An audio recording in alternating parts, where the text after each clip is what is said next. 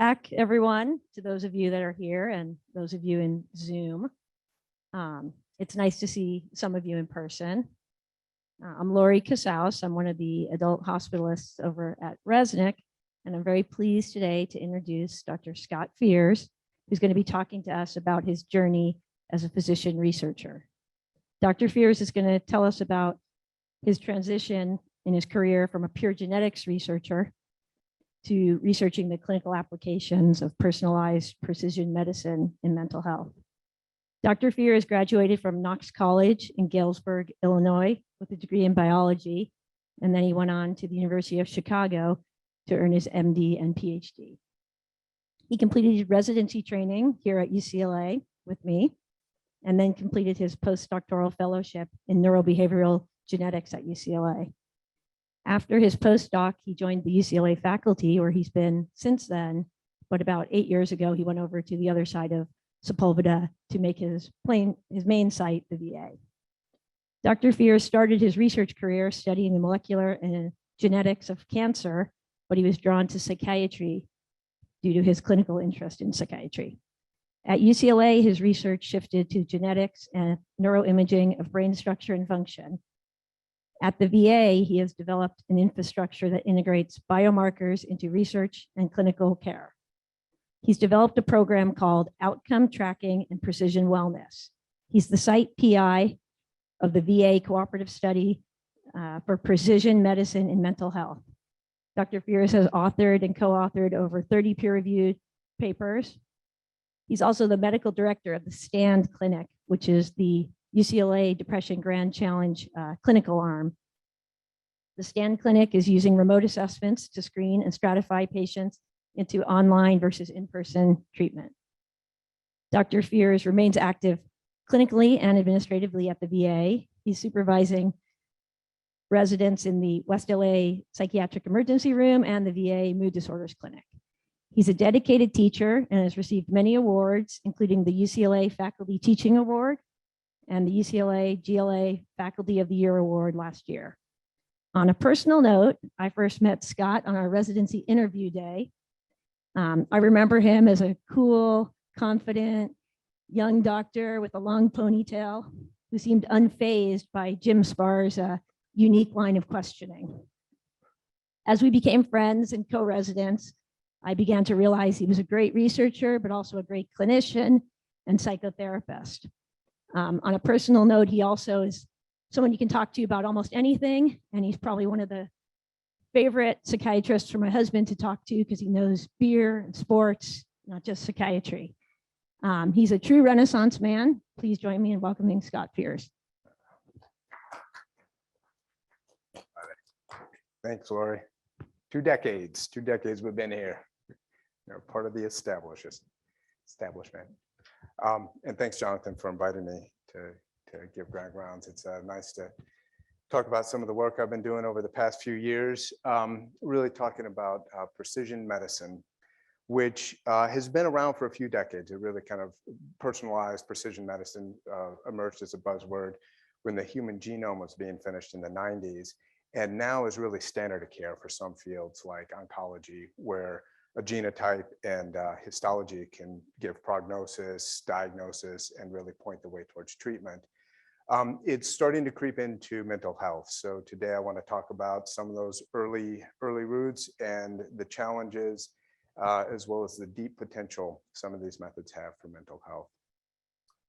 No disclosures. So kind of overview of the talk. We'll do an introduction and then move in, talk about some of our work in the Depression Grand Challenge Stanford Clinic, kind of switch gears to talk about genetics and biomarkers, talk about some details of the pharmacogenetics study I'm involved in at the VA, and then summarize it up.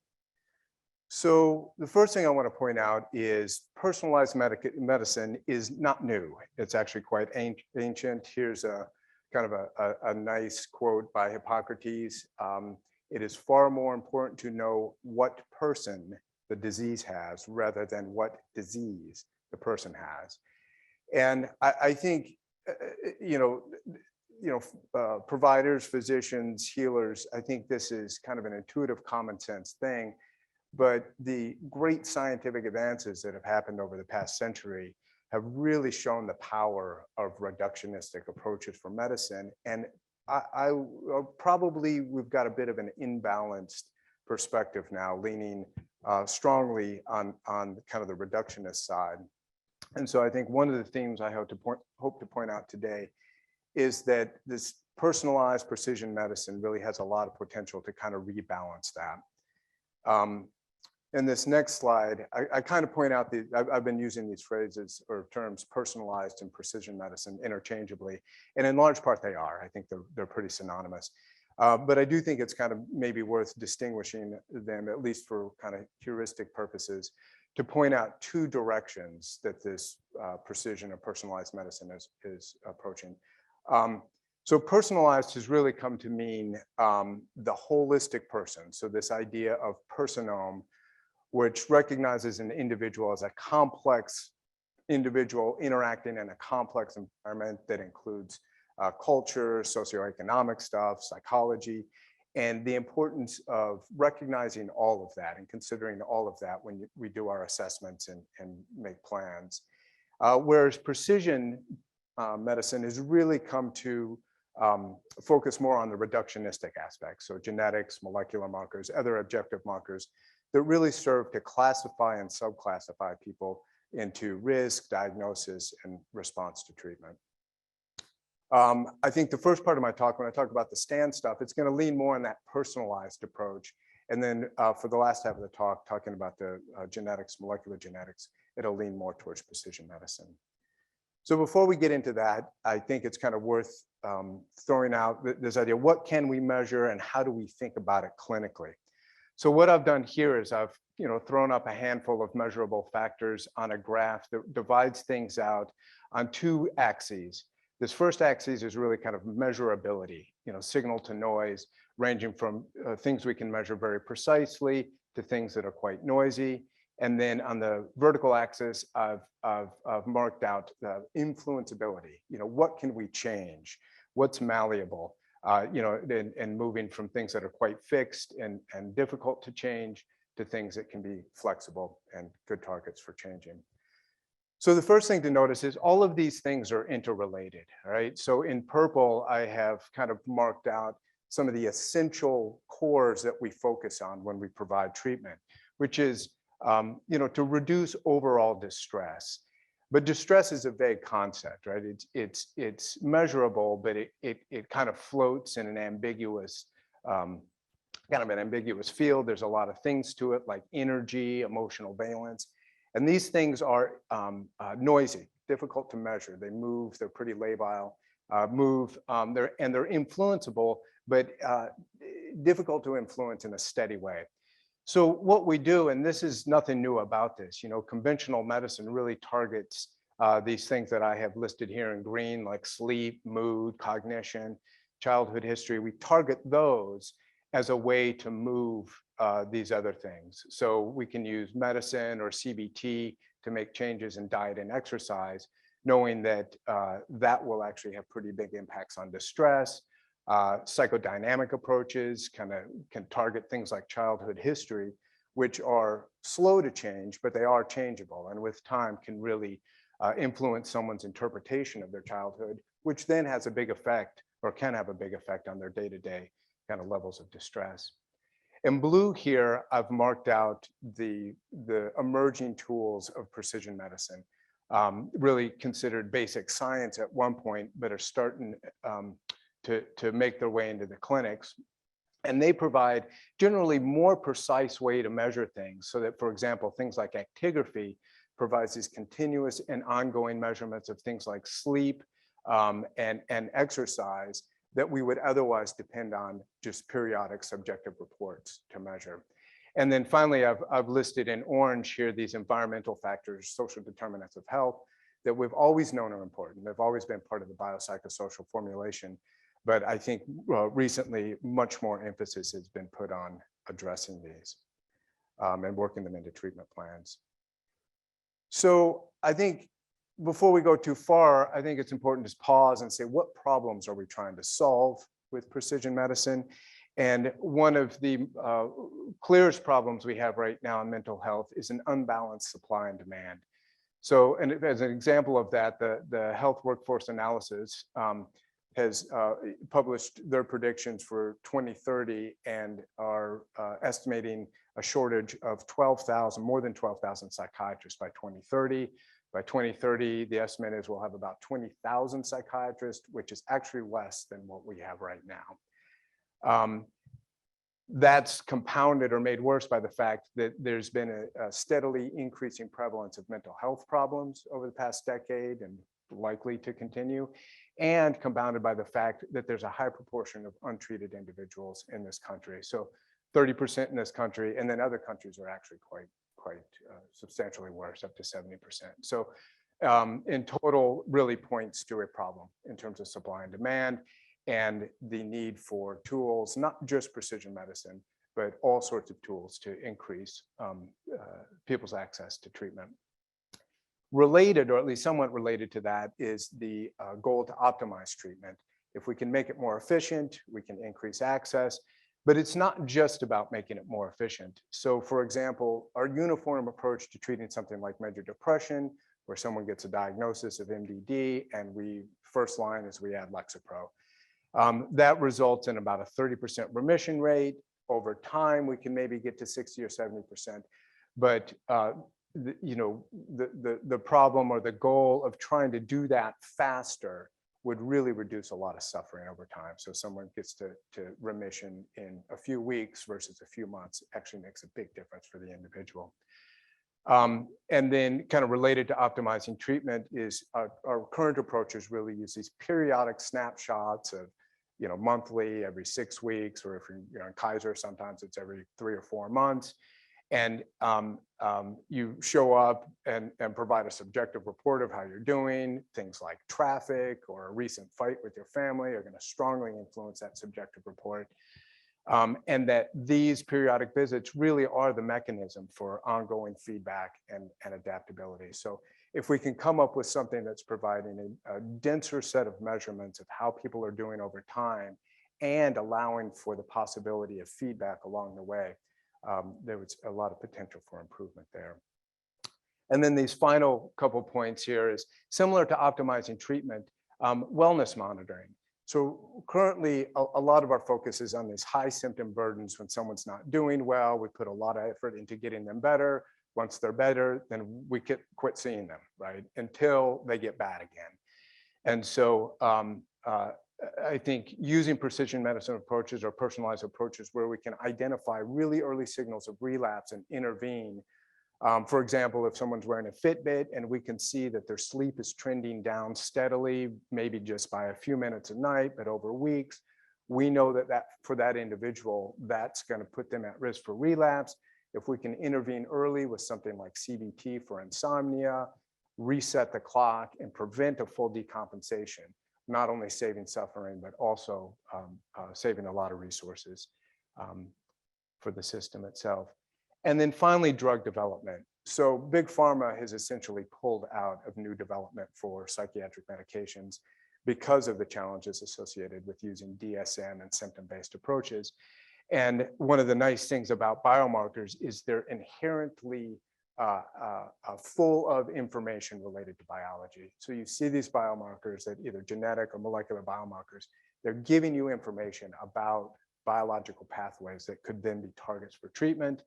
And they have the advantage of when we initiate kind of a treatment or a trial of a new medication, we can use biomarkers as part of the assessment instead of depending solely on subjective reports. So what's actually new and different? I think there's a lot of new opportunities to interact with patients, both in assessing them, smartphone technology or actigraphy, as well as interact with them, reach out to them with a text or I mean, we've all been doing virtual interactions for the past couple of years. So that's proof right there of the new ways to interact with people. The second thing is biomarkers have, there's a very rich and long history of basic science work, and they're now starting to move into clinical practice. And then finally, analysis. And I'm not going to say much about methods, but I do want to point out that the analysis methods, there's a new culture of statistical and analytic methods moving in that focus more on prediction as opposed to association. So association is kind of our conventional approach that builds a mechanistic model, designs an experiment, collects data, and then uses things like linear regression to test the mechanistic model and make adjustments. Versus prediction uses things like machine learning, artificial intelligence, and neural net methods that aren't really dependent on mechanistic models. In fact, a lot of them are data driven, where you just throw all the data into the model or the method, and the method itself identifies the patterns of correlation that then we go back and try to interpret. Although some of these approaches like neural nets really don't lend themselves to interpretation at all. Their goal is not really testing inference in terms of like a p-value for a mechanistic model. The goal really is to develop highly predictive models that are generalizable off different data sets. One of the things this allows is it's a shift in a focus from populations. So, you know, we all of our studies really to date focus on populations. How do a population of individuals respond to an SSRI or medication? But these new methods really allow us to focus on individuals. So dense, large amounts of data collected across time for an individual that then allow us to look to say, how does this individual respond to an SSRI? These methods are not mutually exclusive. I think we're going to always use population studies, but now we have the possibility to move down and look at individuals in a way that we haven't before. Now, I'm not going to talk about the methods at all, or this idea of populations and individuals, but I think related to this is that we're going to need new approaches, or a lot of effort's going to be put into educating people about the explainability and understandability of these results. So explainability is telling someone how this was done so they can repeat it. Understandability is more of an intuitive comprehension. And we're going to have providers be able to understand generally what we're delivering with these approaches, and patients to understand our recommendations and how they're related to these things. So this is going to be a theme, especially when we get into the pharmacogenetics, that is critically important. So I want to move into kind of talking about some work we've been doing in the Depression Grand Challenge Stanford Clinic, which is a large concerted part that's a clinical arm of the Depression Grand Challenge that's aiming to screen large populations and then apply multi-level treatment scalably to large populations. So far, the focus has been in students at UCLA and now community colleges. The basic model is to screen, kind of advertise and get people into the mental health online survey, screen them, and based on that screening, then triage them to a care tier based on their symptoms, so that tier 0 is little or no symptoms, and then they're provided with online kind of relaxation techniques to help prevent the development of symptoms. And then tier 1 and 2 are mild to moderate symptom individuals who are assigned to online treatment with coaching, where the mild tier get certified coaches, and the more moderate tier gets a higher level of expertise in terms of the coaching. And then severe individuals who are identified as severe are actually sent into in-person treatment, so in-person therapy, as well as opportunity for option of medication management. Now, once they're in treatment, they then kind of move into this iterative cycle of treatment with continuous monitoring, tracking, that then allows for adjustments to the treatment plan. So for example, if someone assigned to a level 2 shows symptom worsening, we're able to get them move them up into tier 3. We're also assessing for safety, suicidal symptoms, and able to address in real time when those occur.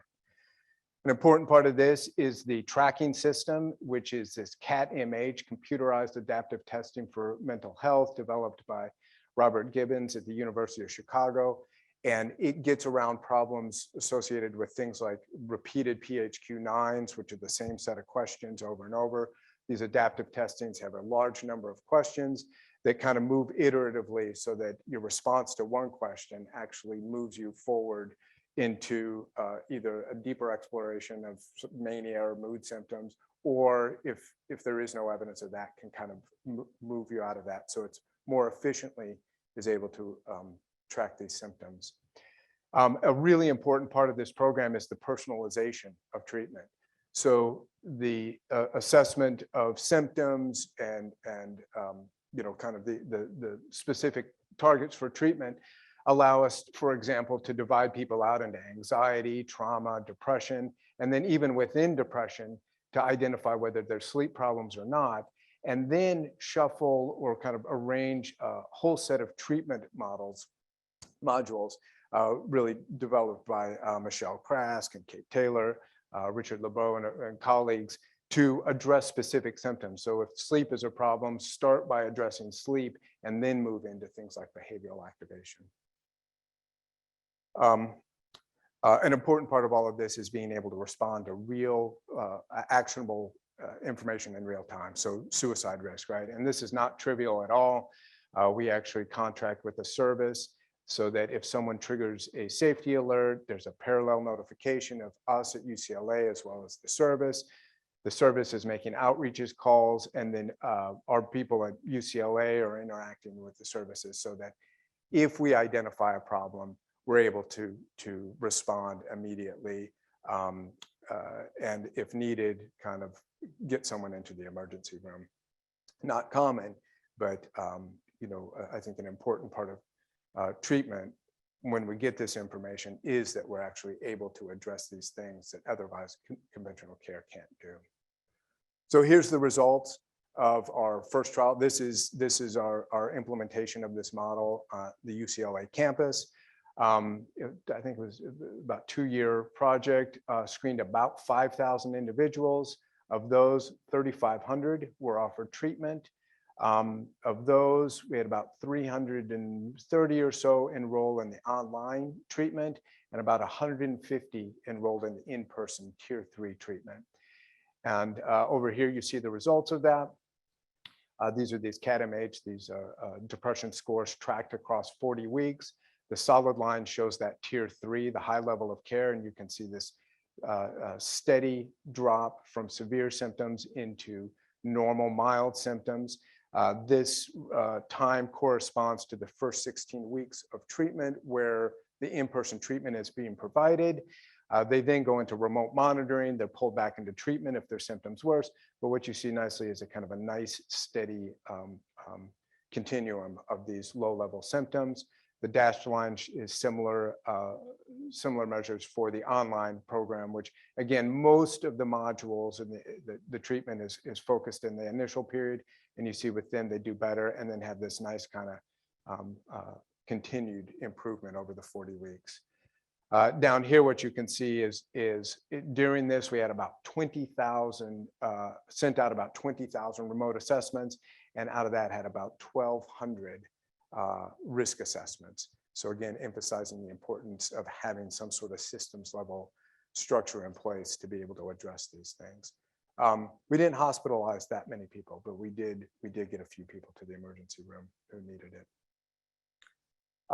Where it's going from here, we've already extended a partnership to Department of Mental Health, who are providing the providers, social workers for therapy and psychiatrists. And we're working out of East Los Angeles College. Richard LeBeau is directing this, and we've got about 300 students in so far.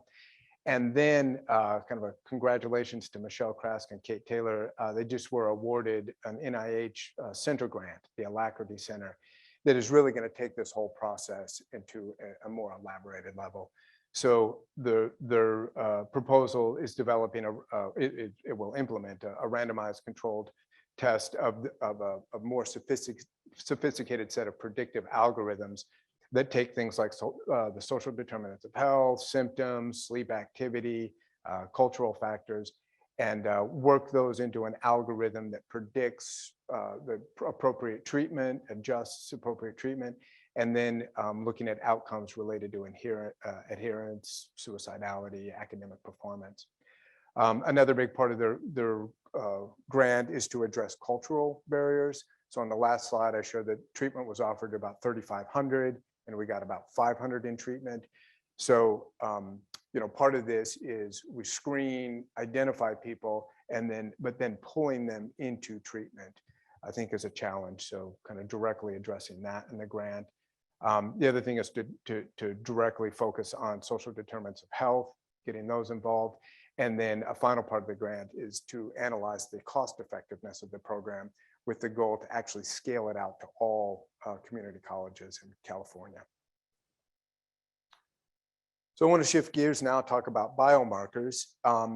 Very briefly, biomarkers are really anything that you can use to measure something. I'm going to emphasize genetic and molecular genetic, but really anything. Fitbits generate biomarkers. We can get all sorts of biomarkers, and they can be used for a lot of things. Mental health, we don't use a lot of biomarkers. We certainly monitor liver enzymes when someone's on Depakote or something like that. But in general, this is a place where there's a lot of potential for development in mental health. There is an emerging array of really cool biomarkers that are applicable to complex human behavior. Up here, I'm showing kind of serum and brain biomarkers, which are well developed, studied for decades, neuroimaging, EEG, and then, genotypes, gene expression, neuroendocrine markers. Lots and lots of basic science about this, just starting to move into clinical practice. Down here, what I'm showing is some of the more innovative stuff. So actigraphy, I think, has particular promise for us because the measures of activity, sleep, and then doing a little fancier things like using heart rate combined with low periods of activity or physical activity, kind of deriving measures of stress from that, really directly relate to a lot of the intuitively understandable conventional things we ask about. So we ask people about their sleep, their activity, their stress, and we depend on subjective report versus actigraphy really, I think, has the promise to deliver, dense, continuous measures of these things in a way that's going to be, much more accurate than subjective reports. And then down here, I've kind of pointed out smartphone, although this could also include computer-based stuff. I've talked about our use of remote assessments in the Stanford Clinic, but there's a whole array of products, and these things are already developed. There's actually a pretty rapidly growing literature, certainly about actigraphy, but also about things like voice analysis and social behavior. Things like using the microphone on your smartphone to not record content, but record kind of volume of conversations to measure the number of social relationships, kind of intimate social interactions an individual might have as they go throughout the day. So, really interesting possible phenotypes that we can roll into assessment, as well as kind of monitoring how we're doing with treatment. I'm not going to say too much about, in terms of details about all of these biomarkers. I want to focus a little bit on genotypes, gene expression, with a particular focus on pharmacogenetics. I do want to say a little something about genetics in particular. I think genetics holds a special place in biomarkers and also provides us some interesting things to think about as we think about biomarkers. So first thing to recognize about genetics is psychiatric disorders are very highly polygenetic. They are not caused by one or a few genes. They're caused by thousands, if not tens of thousands of genes. The estimate in schizophrenia is that once we've cataloged them all, it's going to be about 30,000 common SNPs that have some degree of contribution to schizophrenia risk. And we're currently at about 200 of that. And we'll need sample sizes of 1 million or more to identify the rest. It also emphasizes that all of us carry these risk alleles. I mean, by definition, they're common, but all of us carry them. And so knowing a little bit about a few markers is really not clinically that helpful. We need to know a lot. We need to have some sort of cumulative sum that really presents data more about a cumulative risk. This is going to be true of almost all our biomarkers.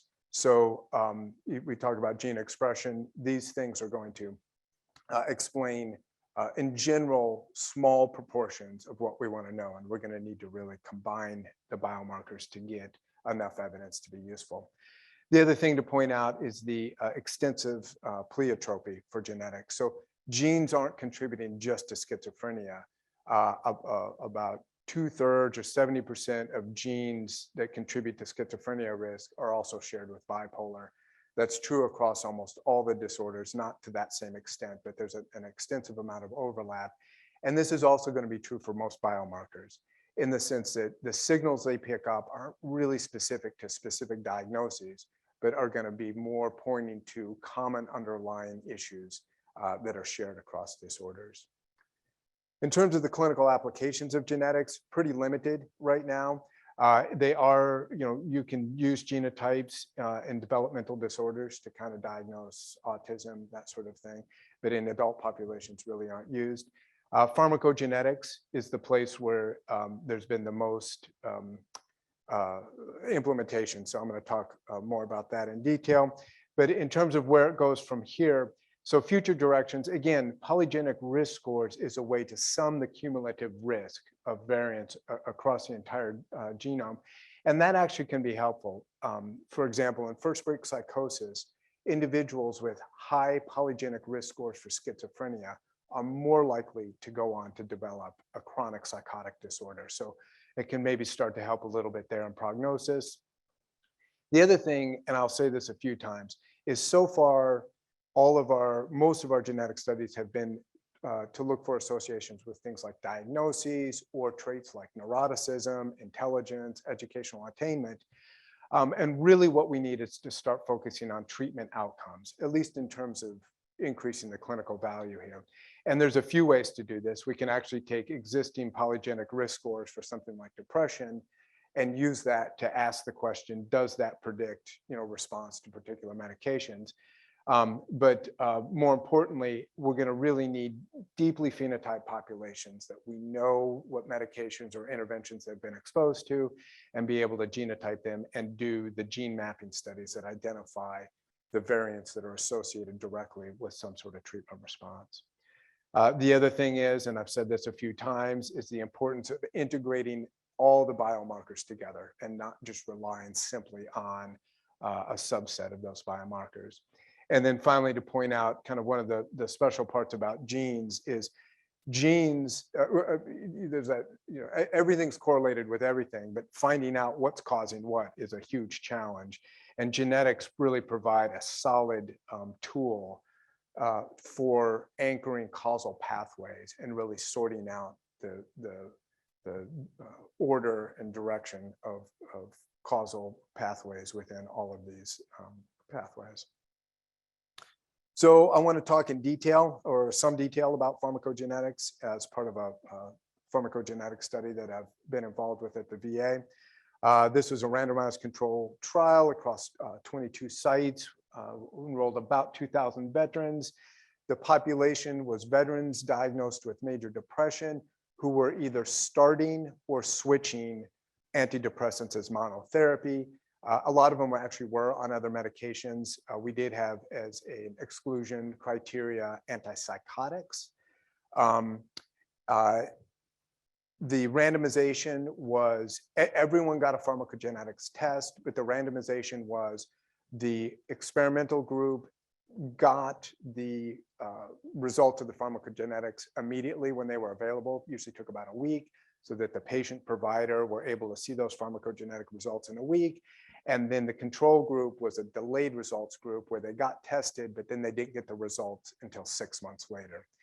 And then the design was kind of a care as usual design, which I actually, there's a little cost here in terms of power because it's not rigorously designed as some randomized controlled trials. But I actually like the approach a lot because it's a much more applicable to the care we provide, the patients we see. It's a heterogeneous sample. There actually weren't structured diagnoses. It depended on the provider providing that diagnosis. Treatment was then administered by providers, both a combination of primary care as well as mental health providers. And this was nice because it really allowed to look at providers as participants and query kind of how they used or understood or implemented the pharmacogenetics. The primary hypothesis was really looking at the outcomes with the hypothesis that less medications, contraindicated medications would be prescribed, and that the immediate group, the group that saw their pharmacogenetic results immediately, would have greater rates of response. Unfortunately, we're very close, but we don't have that. We do not have confirmed results yet. I thought when I gave the date to Jonathan that I would actually be able to talk about this, and we're very close, but not quite there yet. So I don't get to talk about this today, but do get to talk about some interesting things related to our secondary analysis in terms of provider attitudes towards this. So lots of sites. Here's the sites. Studies now closed. We got over 1,900 in, and then we've got almost 700 providers enrolled. Before I go into talking about provider results and perceptions on this, I want to go through the results in enough detail to understand this. So we use GeneSight. This is what GeneSight's report looks like. You get 5 pages, one each for antidepressant, hypnotics, mood stabilizers, and antipsychotics. And each of those pages buckets all of our common medications into green, yellow, or red.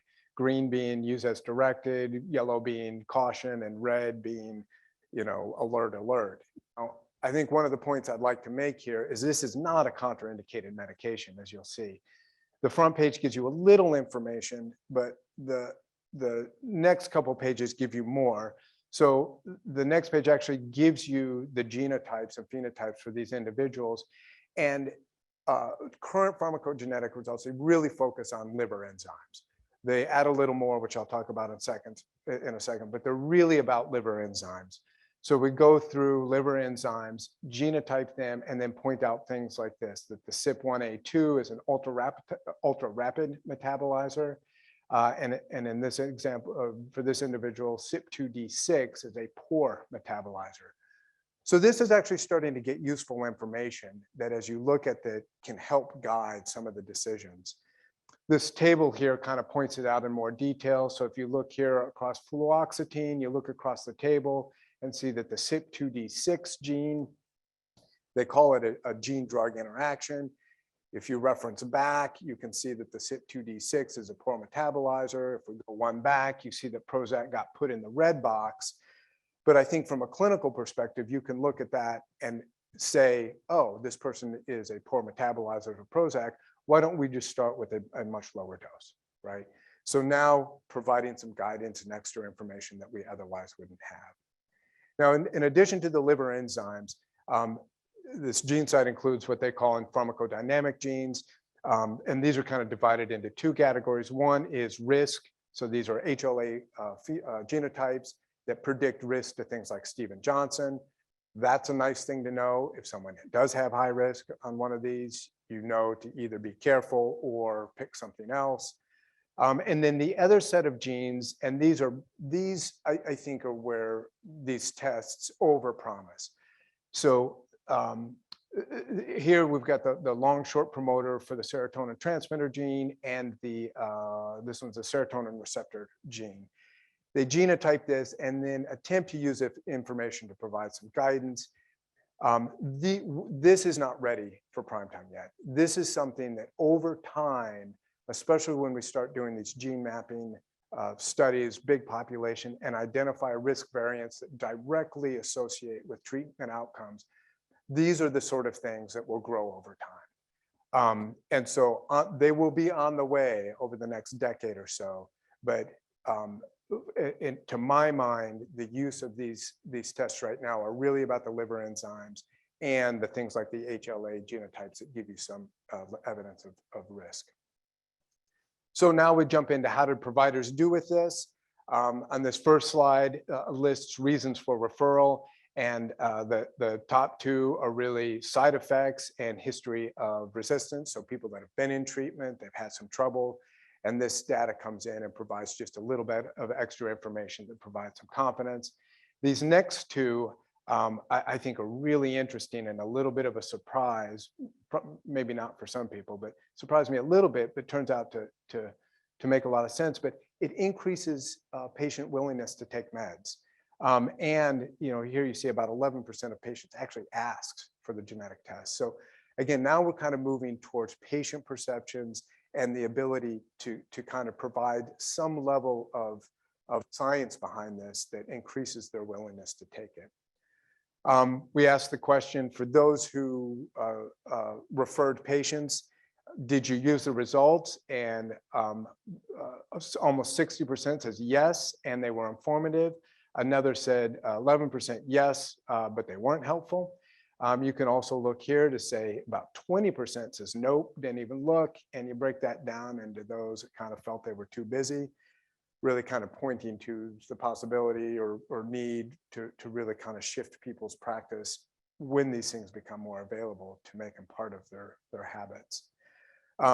Again, for those who referred, asking them what they thought of it, and vast majority, 80% said they were helpful for selecting an antidepressant.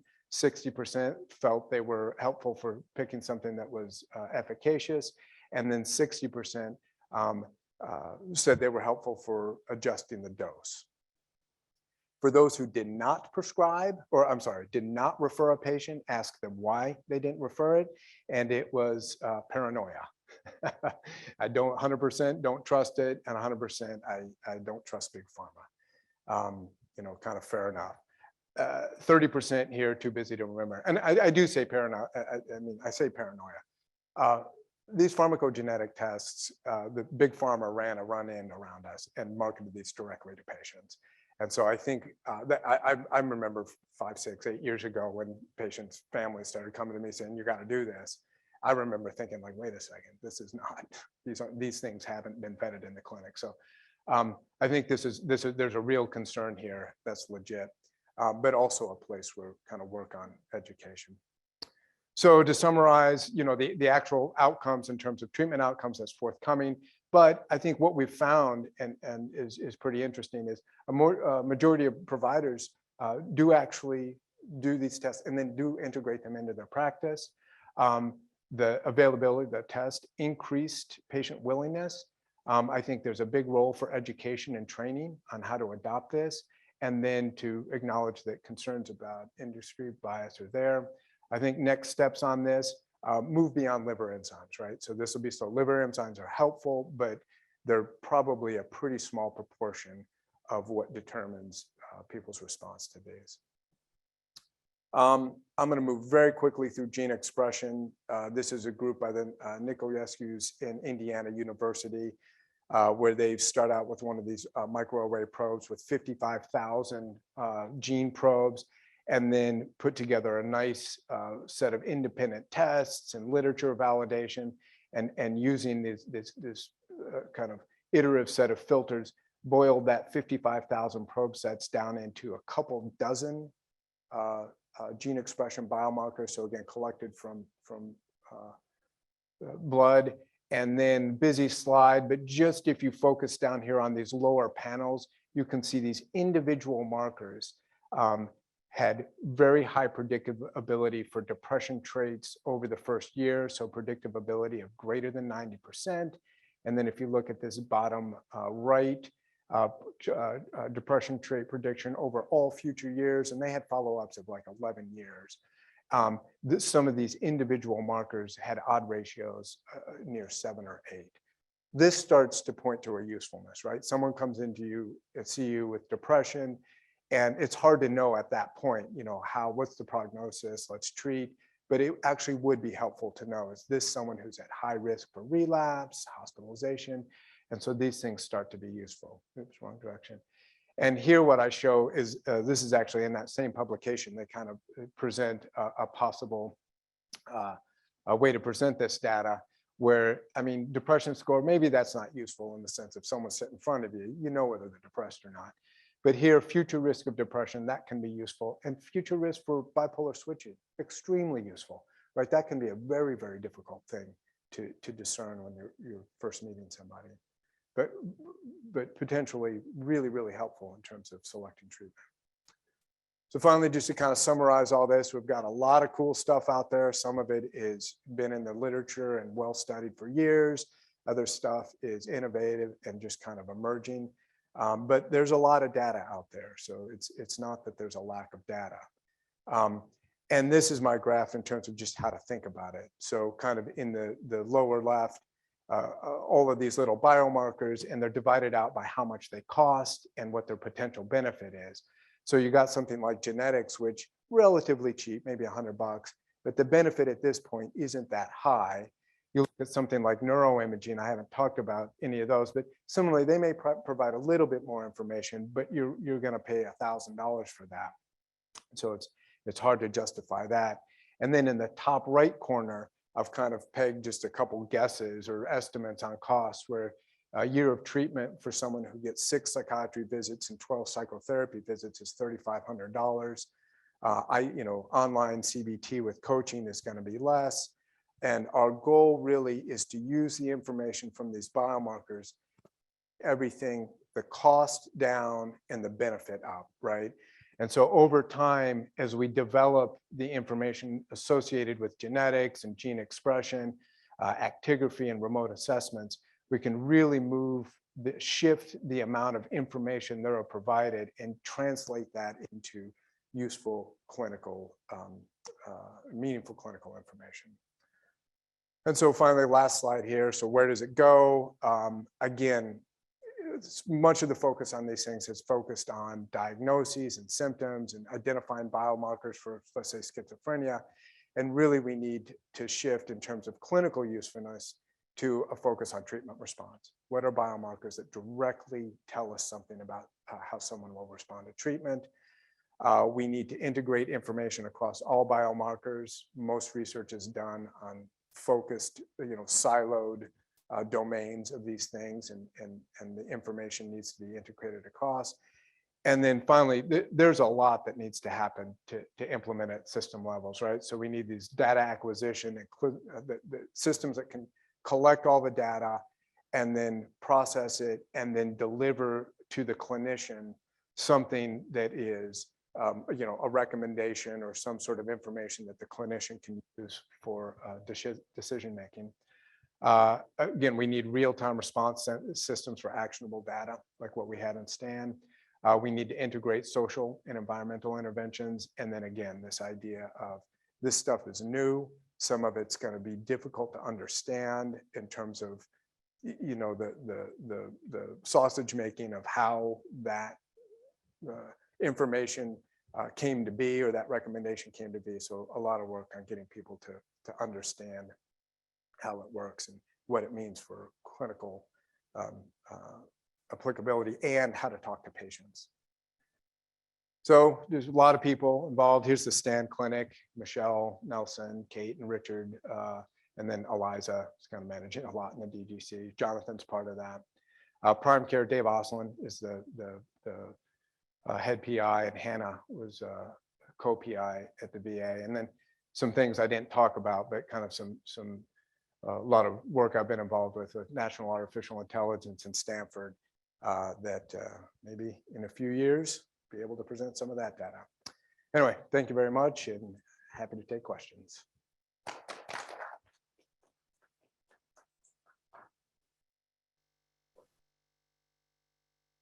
All right, thanks so much, Dr. Fears. And I'll go ahead and open up the Q&A here and look at some of the questions. And if anyone in the audience has questions, feel free to just raise your hand and I'll come over to you as well. Okay, a few of the questions that have come in, one is kind of a practical question. How burdensome do patients find the repeated questionnaires? Yeah, so I think so the question, how burdensome are repeated questionnaires? That's a real issue. Getting people to respond to questions over time is a challenge. I think the CAT-MH is a nice tool because it's a few questions. It's not the same questions. And so it's a little more doable. But the reality is, if you look at our data, there's a lot of missing data. I think it's helpful to have, when you're working with someone, to remind them how important it is. It's more challenging when we do this all remotely and not necessarily having that in-person interaction. But the answer is it's challenging. In another program I'm doing at the VA, we get about 60% of people to respond to the first round of questions. So 60% first round. And then out of that, about half will do follow-up questions regularly. So 60% first response rate, that's just kind of a general population, and about half, a little more, that'll do regular follow-ups. So it's a challenge. It kind of points to one of the advantages of things like actigraphy, is you just got to get them to wear their watch and keep it charged and sync the data. So again, not trivial, but we're if you can get them to do those basic habits, we're getting data that they don't have to, it's not that burdensome to them. Another question that came in, this person's acknowledging that they're keeping with some of the paranoia from the results that you described. How often do the test results suggest newer or more expensive non-generic medications? Yeah, and that's actually the example I give. I kind of picked this one, it was pretty interesting. I've never prescribed, well, I shouldn't say I've never. This one is Prestige Fetisma. I've actually never prescribed that one. Selegiline, that's old and cheap, and Vilazodone, that's also expensive. So this is actually a little unusual. I did pick it because it's a little unusual, but in general, I do not think there's a skew. Like there's Big Pharma did not skew this thing to highlight the more expensive medicines. That for sure isn't the case. But usually you find generics in the green and the yellow. And again, even like over here, fluoxetine is one of my favorite. It's in the supposedly red box, but to my mind, it's easy to use fluoxetine. Just lower the dose quite a bit. Yeah. Just speaking anecdotally, this is something I've kind of noticed. I've had patients bring in like a printout of this, and they won't take something that's in the red box, even though I try to explain to them that it's not contraindicated. But something I think about the coloration. That's right. People right. Red is danger. Yeah. Right. Yeah. Right. Exactly. No, that's a good point. Yeah. All right. Oh yeah, we have a question from the audience.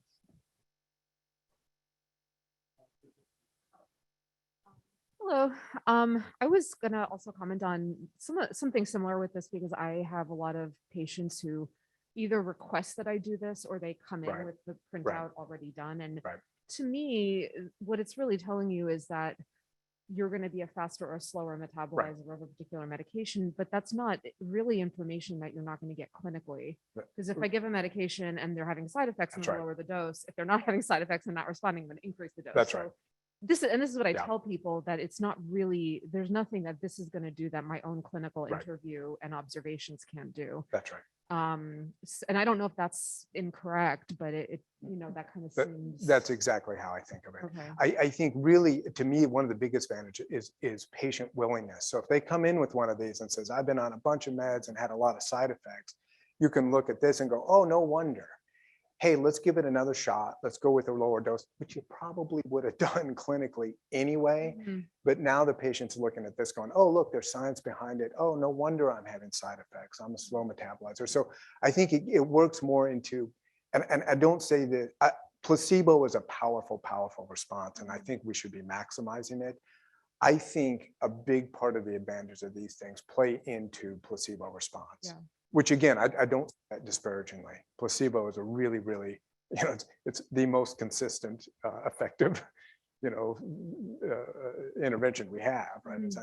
And so, but I do kind of think that. Now, I think at a point, these will provide more information that you otherwise wouldn't have clinically. I do think the HLA genotypes, which give you risk, that's helpful. You can kind of lean one way or another, or if you're going to pick Lamictal because nothing else, and you can kind of go slow and be careful. It seems like what people want, which we're not able to give them yet, is this is the medication that is going to treat your depression. And I think they think that this is that. That's right. And they need to, I always have to educate people that this is not that That's what right. that is going to tell you. That's right. Yeah, again, back to my point, what we need now, what we don't have is predictors of treatment response. That's what we need, right? Because these are risk, these maybe predict side effects, maybe, but they're not predicting response, right? And that's, there's a big need for that, is to shift towards predicting response. I think we have time for just one more question. Yeah.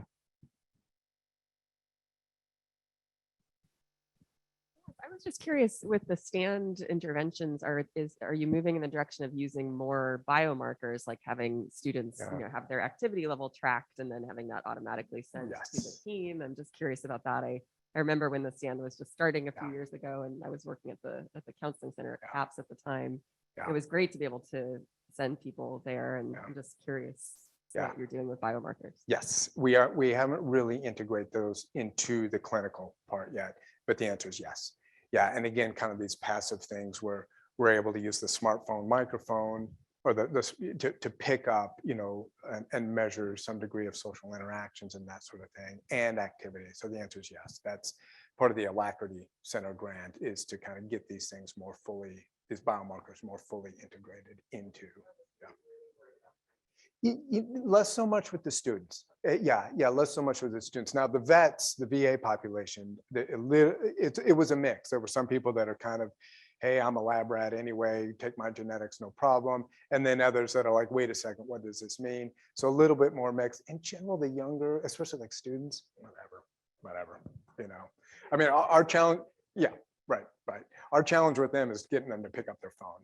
Right, they don't. No one answers the phone. They don't have their voicemail's not set up. So whole other set of problems. But concern about all that. Like now they're like, here, look at it, whatever. I'll link you to my whatever Instagram. You can do whatever. Yeah. All right. Well, just wanted to say thank you again for a really, really great talk, and thank you everyone for joining and for joining remotely. And we'll be back next week. Thanks, John. Thank you. Thanks, Larry.